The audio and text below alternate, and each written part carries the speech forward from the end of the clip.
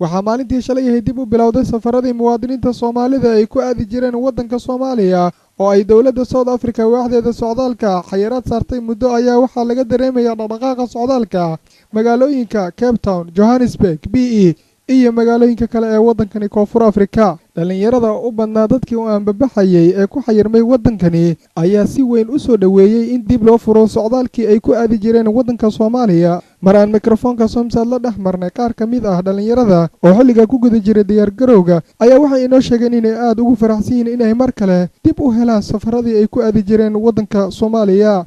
bismillaahir rahmaanir rahiim.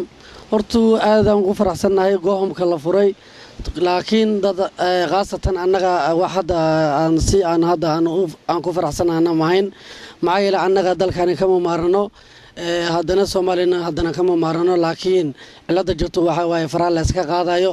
haddii farii la iska qaadana aanan dalka dib loogu soo laaban karin. wuu kala duwan yahay. aniga qaasatan ka Cabdi Cali Saxan waxaan aad iyo aad u soo dhaweynayaa safiirku. hadda hawshu waa iska bilow, dhaliilo badan iyo waxyaabo badan waa laga taba karaa, laakiin waxay ila tahay intaas looga bixi karo in markii on fariisi la helo oo wax bilowdaan kabacdi ay dhimaan karto wanaagu. go'aamka la fasaxay horta waa fursad aad iyo aad u wanaagsan oo kini badan aan sugaynay.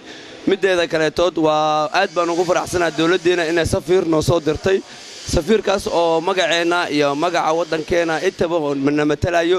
si fiican u arkaa maadaama dadkii ay muddo badan xayirnaayeen oo dadkii ay bixi waayeen oo qof walba ay meeshan dadkii ay dhoomnaayeen, maadaama uu safiirkii oo noo soo dhameeyay dadkii inay baxaan aadan ugu hambalyeynaa.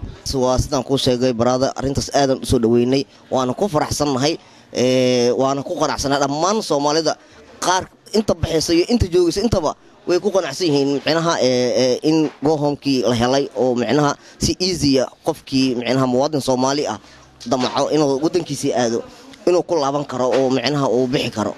maxaa yeelay hadda waxaa imaada go'aamkiiba 5 farood in laga qaado ama 10 farood dibna ma loogu soo laaban karo. si lagu baxan uma taal, si lagu joogana ma u taal. inkastoo dhalinyarada qaarkood ay cabasho ka muujiyeen go'aamka oo ay doonayaan inay dib ugu soo laabtaan waddankani, waa tallaabadii ugu horreysay oo safiirka Soomaalida u fadhiyay waddankani uu qaado, taasoo ay si weyn u soo dhaweeyeen shacabka ku nool waddankani Koonfur Afrika.